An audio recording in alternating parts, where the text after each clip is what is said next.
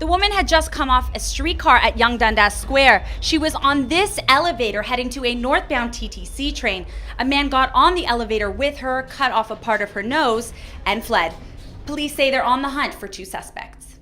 This is the stretch of bike lane that runs on Sherbourne Street. It goes from King Street to Bloor. Now, the cyclists I spoke to say they're not so cranked about a lane like this on Yonge Street. Fans have been in this line for 24 hours with barely any sleep, braving the chill. They're ready with CDs in hand, all for one reason: Drake's coming home. Kathy, I love you, John. That's a billboard that's been catching people's attention here at Yonge and Lawrence. It's not an ad, not a stunt, but a simple love note from one man to his wife of many years. Now, John didn't want to go on camera, but says he bought the billboard to show the love of his life, what he really feels. A drop in places available for rent isn't the only thing the survey tells us. It also says that average monthly rental rates in Alberta are the highest in the country, and those rates could increase. And while it's still unclear exactly when Honest Ed's will shut its doors for good, a petition's been launched online to name Mirvish Village a Heritage Conservation District. At Bathurst and Bloor, Lexi Dogan, City News.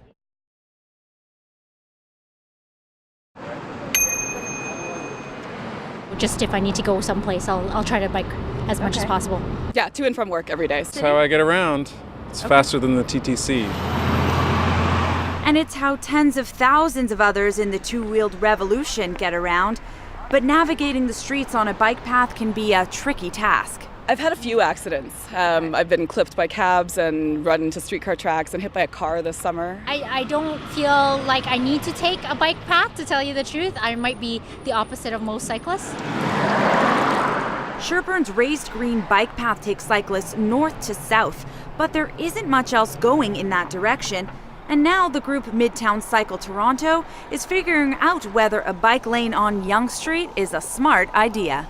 There are really no dedicated bike lanes running north to south. There are no places where a cyclist can safely go under or around the 401. This is the stretch of bike lane on Sherbourne Street. It runs from King to Bloor. And cyclists we spoke to say they're not too cranked about a lane like this on Yonge Street.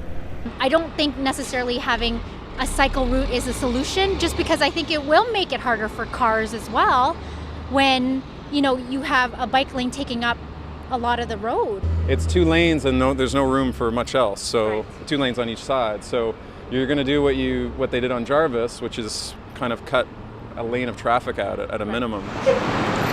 Midtown Cycles says the potential project that could see a bike path going a long way down Canada's longest street will reduce congestion along Yonge and also on the TTC. This is going to have to be about how to accommodate everybody's needs and make sure that everybody can get home on time, get to work on time, but also make sure that they use the roadways safely. But if the cabs and cars blocking the small portion of bike lane on Yonge from Front to Queens Quay is any indication, a bike lane could be pointless. But cyclists say if more bike lanes get more people using pedal power, they're all for it. I don't know that I would always use it, but I think that the more bike lanes we have, the more people we get on bikes, and the more people we get on bikes, the safer it is to be biking in the city. He always had something. He said, boy, it'd be the most terrible thing you could have if you throw a party and nobody shows up. Happy birthday, Anastasia. My father had to battle to lower the price of merchandise. And that's, I think, why we honor him. We have those memories that he actually served people's needs. Tons of free food and bargain deals from days gone by. Oh, these are great. Good deal. It was a 65th birthday bash that Honest Ed Mirvish would have been proud of. The iconic Honest Ed's has been doing just that since standing at the corner of Bathurst and Bloor from 1948. And it's been a rite of passage for many newcomers to Toronto. Yeah, really cool, Dad. Gabriel from Montreal remembers running through the maze of the 160,000 square foot store as a kid. It's kind of bittersweet that I'm happy that I get a chance to be here again, to experience it again, but I'm sad to see that it's going to be gone. With rock-bottom prices like these men's hankies for just $0.25, Honest Ed's is going back to deals from the good old days, celebrating 65 years of bargain buys. It's been 6 years since the beloved Ed passed, and now his son, David, has some big plans for the Mirvish Empire, including a major redevelopment project in the theater district. He wants to better himself and make more money and build condos and build new theaters. I think that's the way things are going. Now that the Bargain Emporium is up for sale, many say there will never be another quite like this magical place. Kind of bittersweet for them, would you say that? Yeah, exactly. Yeah, it is. I mean, honest, it's like, this is like how you know how to get to Bloor Street, right? But there's still a bit of time before Honest Ed's gets tossed into the bargain bin of history. It could take up to 3 years for the sale to be finalized. And while it's still unclear exactly when Honest Ed's will shut its doors for good, a petition's been launched online to name Mirvish Village a Heritage Conservation District. At Batherson Bloor, Lexi Dogan, City News. For Nick Laley, the warm weather means one thing. He's been riding since he was 17 years old and says he gets out on his two wheels every chance he gets.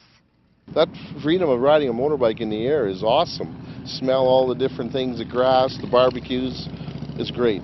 But Laley knows the dangers that come with ripping down roads on his motorcycle. You got two wheels, you get one on the gravel, you're going to be out. A car is different, it'll balance itself. Motorcycles are smaller than cars, and that makes it harder for drivers to spot them.